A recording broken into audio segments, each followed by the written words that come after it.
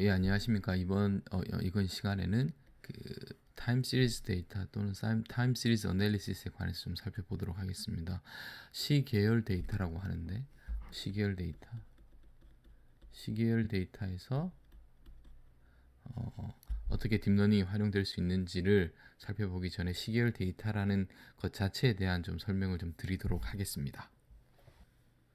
지금까지 저희가 공부를 같이 했던 것들을 좀 살펴볼 필요가 있을 것 같은데, 첫 번째로 뭐 여러분들이 기억하신 뭐 리그레션, 클래시피케이션, 디멘전 리덕션 등의 미션들을 머신러닝 또는 그 딥러닝으로 했다고 지금까지 살펴보시면 될 것 같고, 그 좀 더 펀더멘털하게는 그 데이터가 들어옴에 있어서 뭐 여기서는 그 슈퍼바이즈 러닝 또는 뭐 클러스터링, 언슈퍼바이즈 러닝도 마찬가지지만, 제가 좀 주목하고 싶은 키워드는 뭐냐 하면 스냅샷 타입의 어떤 데이터였다. 이야기를 뭘 하고 싶은 거냐면 뭐 예를 들어서 뭐 이 경우는 CNN을 표현하는 스트럭처겠죠. 그래서 인풋이 어떤 이런 이미지가 들어올 것이고, 그 이미지를 어떠한 처리를 통해서 이것이 머신러닝적인 기법도 좋고 뭐 그 CNN이면 딥러닝적인 기법도 상관이 없습니다. 좀 더 하이 레벨에서 이야기를 하면 그 인풋이 들어오고 어떤 아웃풋이 되는 뭐 클래시피케이션도 좋고 리그레션도 좋습니다. 하지만 어떤 인풋이 들어온 형태가 그 순간에 그 들어온 데이터를 가지고 거기에서 어떤 처리를 한 다음 뭐 피처를 익스트랙션하고 피처를 배우고 거기를 기반으로 리그레션 또는 클래시피케이션을 하겠지만, 거기서 중요한 것이 스냅샷이라는 것. 그 순간에 들어온 데이터만이 온전히 이 네트워크나 이 모델이 받아들일 수 있는 전체의 인포메이션인 거죠. 그 인포메이션, 그 데이터에 기인해서 저희가 내릴 수 있는 베스트한 디시전을 내리는 거였습니다. 큰 그림에서 보면. 그런데 좀 다르게 생각을 하면, 우리가 이러한 정보들이라는 것은 어떤 결론을 내리기 위한 정보들이 그 현재의 뭐 예를 들어서 이것을 특정 타임 t라고 하겠습니다. 그 시간에서만이 들어온 인포메이션을 가지고 저희가 어떤 결론을 내리느냐? 그렇지 않을 수 있습니다. 저희가 어떤 사전적인 어떤 지식을, 뭐 이것을 이제 prior라고 하는데, prior knowledge 또는 사전 지식이 있을 수도 있고, 예를 들어 동영상이라고 하면 그 동영상이라는 것을 심플하게 해서 이미지들이 어떤 그 시계열적인 데이터로 가지고 있기 때문에, 지금뿐만 아니라 이전의 이미지가 뭐 제가 그 네트워크나 또 모델이 보았던 이미지가 무엇인지에 대한 것들도 분명히 지금 이 순간에 어떤 디시전을 내리는데 그것의 중요한 어떤 piece of information이 충분히 될 수가 있습니다. 여기서 제가 지금 계속 이야기하는 시계열 데이터에 대한 모티베이션을 제가 설명을 드리는 것이고, 그러한 데이터들을 다루는 모델은 좀 달라져야 되지 않을까. 예. 그래서 지금 나오는 것이 이제 시계열 데이터에 대한 특징들을 좀 살펴볼 거고, 그러한 것들을 지금까지 다루었던 트래디셔널한 접근 방법들, 그리고 딥러닝으로 넘어가는 모티베이션에 대해서 이 강의에서는 제가 좀 설명을 추가적으로 드리도록 하겠습니다. 먼저 모티베이션을 위해서 동영상을 한번 하나 보도록 하겠습니다. 이것은 2011년도에 그 로봇컵에서의 그 간단한 그 중에서 특징 무비 클립인데 한번 먼저 보도록 하겠습니다. 로봇들이 축구를 하고 있는데 공을 차고 저희 골리 로봇이 공을 넘어가서 공을 막았습니다. 그렇게 해서 저희가 이제 이 동영상을 보여드리는 이 골키퍼 때문인데, 다시 한번 보여드리겠습니다. 그래서 골키퍼가 넘어지는 순간 공이 중간쯤 왔을 때 로봇이 그것을 보고 판단을 해서 미리 넘어진 거죠. 미리. 그 이야기는 이 공이 굴러오는 시퀀스를 보고 어느 미래에 어디에 오겠다는 것을 미리 예측하고, 미래의 결과를 예측한 걸 기반으로 먼저 쓰러진 겁니다. 자, 이것은 이제 어떻게 보면 시계열 데이터에 대한 어떤 그 중요성에 대해서 제가 말씀을 드리는 거고, 이것이 가능한 것은 어, 그 정보를 인풋이 연속적으로 들어오는 것을 시계열 또는 시퀀스를 그 카운트함으로써 현재 어디에 있고 그런 트렌드를 가진다면 미래에는 어디 갈 거, 어디로 진행할 것이라는 것을 미리 예측을 할 수 있기 때문에 이러한 로봇이 미리 쓰러짐으로써 공을 막는 골키퍼가 이것이 가능하다는 예시를 보여드렸습니다. 이게 어떻게 가능했느냐라고 하면 이러했기 때문에 공이 굴러가서 뭐 예를 들어서 뭐 카메라 사람 또는 로봇이 1초마다 카메라를 가지고 공의 위치를 에스티메이션 했다고 하겠습니다. 그러면 공이 여기 있었고 그다음 여기 있었고 여기 있었고 여기 있었고 지금 타임이 현재 커런트 타임이 이 순간이면 미래에는 t 플러스 델타 t에는 여기에 오겠죠. 이걸 어떻게 아는 거죠? 어떻게 아는 거죠? 지금 보면 이 간격을 보면 이제 간격이 뭐 줄어들긴 하지만 어떤 히스토리컬한 데이터를 가지고 스냅샷 인포메이션이 시퀀셜하게 가지고 있으면 그 추이를 보고 미래에 어디에 가 있을지를 알게 되는 것입니다. 뭐 그렇게 그 데이터적인 관점에서 이것도 바라볼 수 있고, 아니면 그것이 어떤 첫 번째 sequence of 데이터인 거고, 두 번째는 또 다르게 볼 수 있는 것은 지금 이것은 어떤 그 물체가 뭐 매스라고 하면 이것이 뭐 그 여기 마찰이 있겠죠. 프릭션이 있으면서 뭐 F는 MA라는 어떤 피직스를 가지고 뭐 회전, 여기서는 이제 로테이션도 있을 수 있고 뭐 여러분들이 배운 물리적인 지식들을 활용해서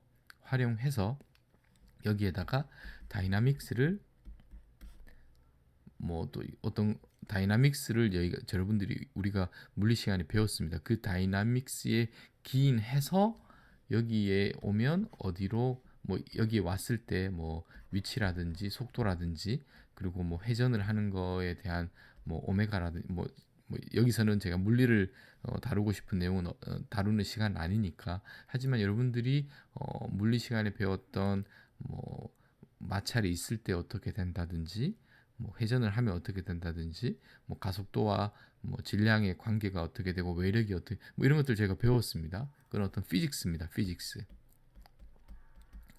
피직스에 기반해서 이 미래를 예측할 수도 있을 것 같습니다. 두 가지 접근 방법이 있는 거죠.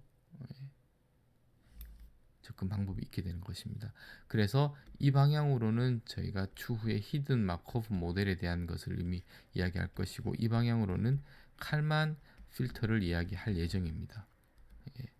둘 방법론 다 시계열 데이터를 잘 이해하고 처리하고 프리딕션을 예측하기 위한 수학적인 방법론이라고 여러분들이 받아들이시면 될 것 같고, 하지만 저는 히든 마코프 모델이라든지 칼만 필터에 대한 이야기를 자세히 하고 싶은 것이 아니라 추후에 궁극적으로는 그 딥러닝 중에서도 리커런트 뉴로넷이라는 RNN 모델을 설명하기 위한 모티베이션 정도로만, 그래서 자세히 이 두 가지가 어떻게 동작하는지는 설명하지 않을 예정입니다. 하지만 여러분들이 꼭 시계열 데이터를 시작할 에 있어서 히스토리컬하게 이러한 중요한 모델들이 몇 가지가 있습니다. 그것을 꼭 여러분들이 한번 그 큰 그림은 여러분들이 한번 같이 여러분들과 함께 논의를 할 예정이고, 관심이 있으신 분들은 더 찾아보시면 될 것 같습니다. 그래서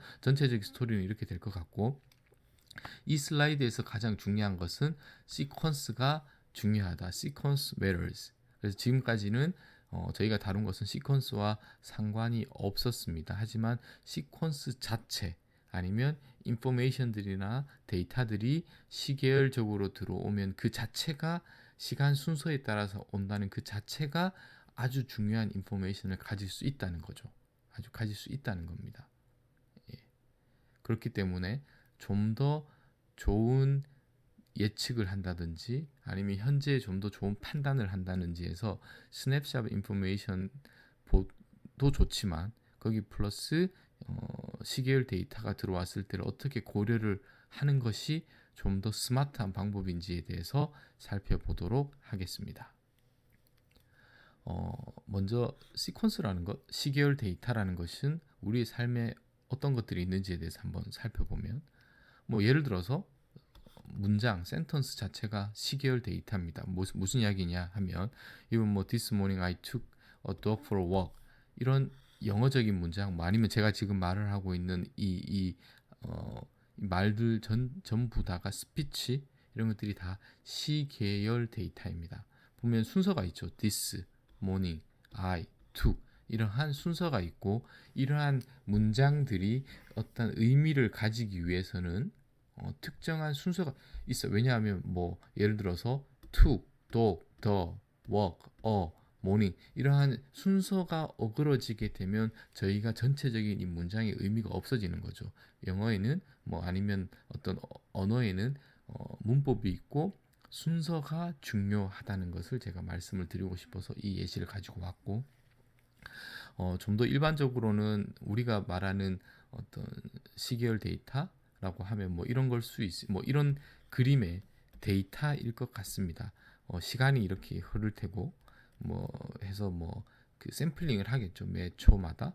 그래서 뭐 메디컬 이미지 같은 경우, 메디컬에 대해서 나오는 데이터 경우에는 뭐 ECG 데이터라든지 뭐 뭐 시간에 따른 핫 레이시라든지 뭐 이런 것들은 우리가 병원에서 일반적으로 생각해 볼 수 있는 시계열 데이터가 되겠습니다. 그리고 스피치에서도 이것은 센턴스인데, 이것을 어떤 기계적인 신호로 컨버팅을 하게 되면 우리가 어떤 지금 말을 할 때, 그러면 이제 이 소리가 어떤 공기를 바이브레이션을 시키는 것이고, 그런 것들이 전달돼서 저희 귀에 들어오는 거죠. 그것을 파형으로 보면 이런 웨이브 폼이 됩니다. 이것조차도 시간에 따른 크기, 뭐 압이라도 좋고 뭐 전압이라도 좋고 뭐 어떤 전기적인 신호, 어떠한 형태의 물리적인 형태로 이것을 컨버팅을 하게 되면 스피치도 이러한 형태의 웨이브 폼을 가지게 될 것입니다. 그래서 물리적인 시계열 데이터라고 보시면 될 것 같고, 뭐 더 일반적으로는 저희가 어떤 예를 들어 어떤 기계적인 시스템들이 뭐 진동을 하는 바이브레이션을 하게 될 텐데, 그랬을 때 어떤 진동 센서 개를 달면 측정된 신호는 뭐 이러한 형태의 바이브레이션 시그널들을 여러분들이 관찰하실 수 있고 측정할 것 같습니다. 자, 그래서 여기는 제가 뭐 메디컬 시그널은 뭐 어떤 특징이 가지고 있고 스피치 시그널 그 이야기를 하고 싶은 것이 아니라, 다양한 우리의 삶에서 이러한 시계열 데이터를 상당히 많이 있다. 그렇기 때문에 이러한 시계열 데이터, 뭐 시퀀스를 잘 이해하고 분석하기 위해서 시계열 분석을 하는 것이 중요하다는 것에 대한 모티베이션을 주는 것이고, 이러한 것을 분석하기 위해서 어떠한 접근 방법들이 있는지를 같이 살펴볼 예정입니다. 시계열 데이터 시퀀스 모델링이라고 하는데, 그래서 제가 방금 슬라이드에서 말씀드렸지만 실제 데이터의 대부분은 타임 시리즈일 것이다. 뭐 예를 들면 뭐 이 그림에서 보시겠지만 뭐 forecasting, 그러니까 기상 예보인 거죠. 뭐 이날은 뭐 날씨가 어땠고 이런 것들도 그 타임이 이때는 데이가 되겠죠. 그때마다의 어떤 날씨에 대한 정보가 있는 거죠. 뭐 이거 살펴보면 예를 들어서 내일 날씨가 어떤지를 저희가 프리딕션을 한다고 하겠습니다. 그러면 오늘 측정한 뭐 온도 데이터라든지 습도, 오늘의 상태를 정보를 가지고 내일 프리딕션을 당연히 하는데 필요하겠죠. 뿐만 아니라 그 전에 날씨가 어땠던지에 대한 정보에 대한 히스토리컬한 레코딩도 내일의 날씨를 예측하는 데 중요하다는 우리가 상식적으로 알고 있습니다. 예, 그것이 의미가 시계열 데이터가 이제 중요하다는 거죠. 자, 그리고 뭐 이런 번역, 구글 트랜슬레이터가 있죠. 뭐 이런 것도 안녕하세요라는 시계열 데이터를 헬로라는 다른 시계열 데이터로 어떻게 트랜슬레이션을 할 것인지, 뭐 이런 것들도 시계열 데이터의 하나의 예시라고 보면 될 것 같습니다. 자, 그래서 우리가 시계열 데이터에서 좀 중요하게 다뤄야 되는 몇 가지 요소들이 있을 텐데 패스트 이벤트까지도 고려를 해야 되고 이벤트들 간의 릴레이션십이 있는 거죠. 뭐 그래서 지금 보면은 causality credit assignment라는 단어가 있는데 좀 생소하신 분도 있을 것 같습니다. causality 라는 것은 인과관계를 이야기를 합니다. 과거의 데이터가 이렇게 쭉 흘러왔습니다. 흘러왔는데 예를 들어서 지금 시간에서 이 과거의 데이터들이 있는데 과거의 데이터가 어떤 이벤트가 발생을 하면 미래에 어떤 일이 일어난다는 인과관계가 명확하게 있다고 하면 과거에 어떤 이벤트가 일어났는지를 아는 것이 상당히 중요한 거죠. 중요한 거죠. 그래서 코절러티라고 합니다. 지금 현재에 어떠한 일이 발생을 했는데 그 이유는 과거에 어떠한 이벤트가 있었기 때문에 라든지. 자, 그리고 또 다른 이유에서 언어로 이야기를 한번 하겠습니다. 예를 들어 크레딧 어사이먼트라는 건 무엇이냐 하면 뭐 예를 들어서 누구는 프랑스에서 태어났고 예를 들어서 그리고 직업은 어떤 것이면 이런 문장들이 쭉 있다고 하겠습니다. 그리고 나서 문장이 막 이렇게 어떤 패러그래프가 있고 나서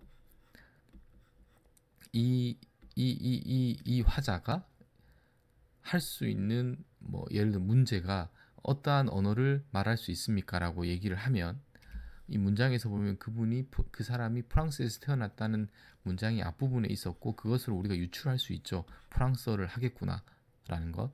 그래서 특정 어떠한 문장이 있으면 저희가 문장을 말할 때는 다르게 이야기하겠습니다. 예를 들어 지금을 알기 위해서 가장 중요한 정보가 어디에 있는지를 바로 직전에 있을 수도 있지만 예를 들어 언어라는 것은 어디에 있는지가 사실은 잘 모르겠죠. 그래서 어디에 크레딧이 어사인이 되어야 되는지 어텐션을 해야 되는지에 대한 것들도 중요해지게 됩니다.